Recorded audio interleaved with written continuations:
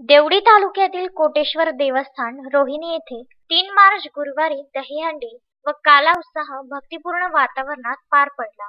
एक जागृत देवस्थान म्हणून कोटेश्वर मंदिराची ओळख आहे। येथे नेहमीच भक्तांची शंकराच्या दर्शनाला रेघ लागलेली असते। या मंदिरामध्ये सुरेंद्र मुळे यांचे काल्याचे कीर्तन झाले। त्यानंतर मानाची पालखी म्हणून कोटेश्वर महाराजांची पालखी मोठ्या उत्साहाने भक्त मंडळी काढतात।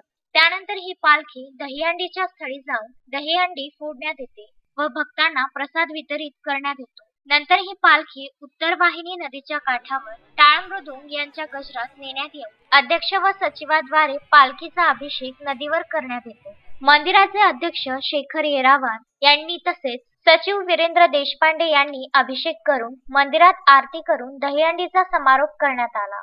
यावेळी मोठ्या संख्येने भक्तगणांची उपस्थिती होती। अश्विन शहा, विदर्भ न्यूज, पुलगाव।